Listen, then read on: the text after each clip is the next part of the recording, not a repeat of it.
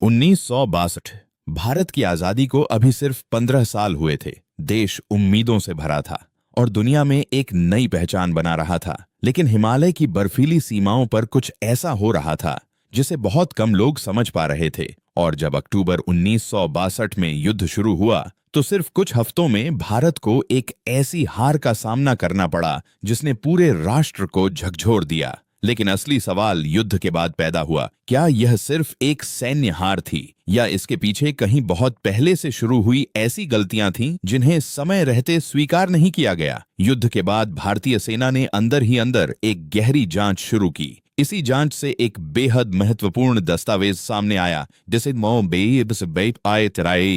जिसे इतिहास में हेंडरसन ब्रुक्स भगत रिपोर्ट के नाम से जाना जाता है। यह रिपोर्ट 1963 में तैयार की गई थी। भारतीय सेना के lieutenant general T B. Henderson Brooks और वीर चक्र विजेता ब्रिगेडियर पी.एस. भगत को यह जिम्मेदारी दी गई थी कि वे 1962 की हार के कारणों का विस्तृत अध्ययन करें। लेकिन इस रिपोर्ट के साथ कुछ असामान्य हुआ। इसे कभी सार्वजनिक नहीं किया गया। दशकों तक यह रिपोर्ट सरकार की क्लासिफाइड फाइल्स में बंद रही। और यहीं से शुरू होती है 1962 की उस कहानी की परतें जो आज भी पूरी तरह सामने नहीं आई हैं। इस कहानी को समझने के लिए हमें थोड़ा पीछे जाना होगा। 1950 का दशक। भारत और चीन दोनों नए राष्ट्रों की तरह उभर रहे थे। भारत ने चीन को शुरुआती वर्षों में अंतर्राष्ट्रीय मंचों पर समर्थन भी दिया था। दोनों देशों के बीच दोस्ती का प्रतीक बन गया था एक नारा, हिंदी चीनी भाई भाई।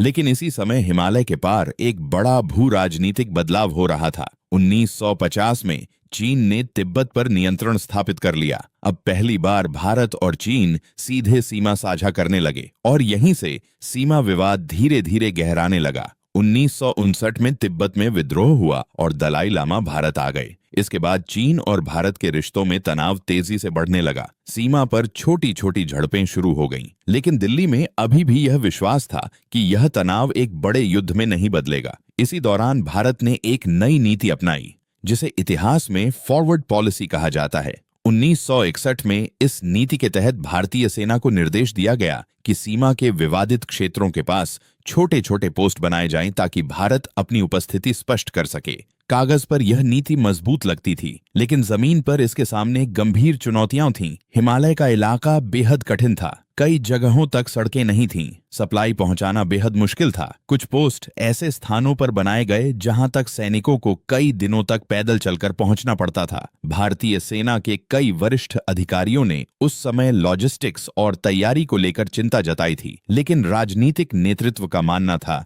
कि चीन बड़े युद्ध का जोखिम नहीं उठाएगा और इसी विश्वास के साथ सीमा पर आगे बढ़ने की नीति जारी रही। 1962 की गर्मियों तक स्थिति काफी तनावपूर्ण हो चुकी थी। लद्दाख और नेफा, आज का अरुणाचल प्रदेश, दोनों क्षेत्रों में भारतीय और चीनी सैनिक आमने सामने थे। फिर आया 20 अक्टूबर 1962। सुबह के समय चीनी सेना ने कई सेक्टरों में एक साथ हमला शुरू कर दिया। नेफा में भारतीय पोस्ट तेजी से घिरने लगे। कई जगहों पर सैनिकों ने आखिरी सांस तक लड़ाई लड़ी, लेकिन कई यूनिट्स के पास पर्याप्त हथियार, सर्दियों के कपड़े और सप्लाई नहीं थी। पहाड़ों में युद्ध सिर्फ बंदूक से नहीं जीता जाता। वहां सप्लाई, मौसम और तैयारी तीनों बराबर महत्वपूर्ण होते हैं। और इन्हीं तीनों जगहों पर भारतीय सेना को गंभीर कठिनाइयों का सामना करना पड़ा। कुछ ही हफ्तों में स्थिति बहुत खराब हो गई। कई इलाकों से भारतीय सैनिकों को पीछे हटना पड़ा। 21 नवंबर 1962 को चीन ने अचानक युद्ध विराम की घोषणा कर दी।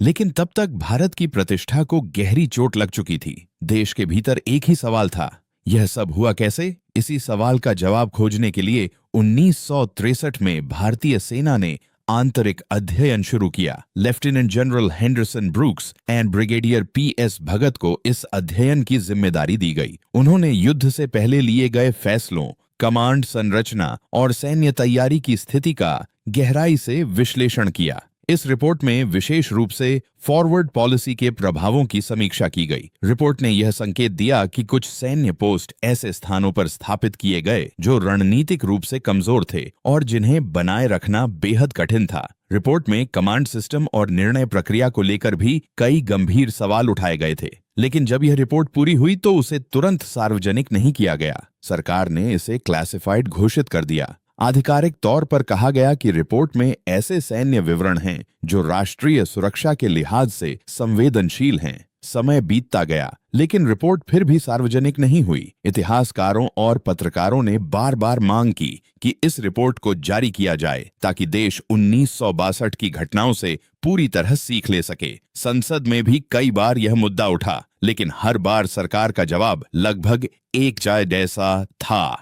रिपोर्ट को पूरी तरह सार्वजनिक करना राष्ट्रीय सुरक्षा के लिए उचित नहीं होगा। 2014 में एक ऑस्ट्रेलियाई पत्रकार ने दावा किया कि उन्हें रिपोर्ट के कुछ हिस्से मिल गए हैं। इसके बाद इस विषय पर फिर से चर्चा शुरू हुई, लेकिन आज भी इस रिपोर्ट का पूरा आधिकारिक संस्करण सार्वजनिक नहीं किया गया है। हालांकि 1962 के बाद भारत ने अपनी रक्षा नीति में बड़े बदलाव किए। सेना का विस्तार हुआ, पहाड़ी युद्ध की विशेष तैयारी शुरू हुई, सीमा क्षेत्रों में सड़कों और इंफ्रास्ट्रक्चर का निर्माण बढ़ाया गया और धीरे धीरे भारत ने अपनी सैन्य क्षमता को मजबूत किया। लेकिन इतिहास के कुछ सवाल अभी भी बाकी हैं। 1962 की हार सिर्फ एक युद्ध की कहानी नहीं है, यह उन फैसलों की कहानी भी है जो युद्ध शुरू होने से पहले लिए जाते हैं। यह उन चेतावनियों की कहानी है जो कभी कभी सही समय पर सुनी नहीं जाती, और यह उस दस्तावेज की कहानी भी है जो दशकों तक बंद फाइलों में पड़ा रहा।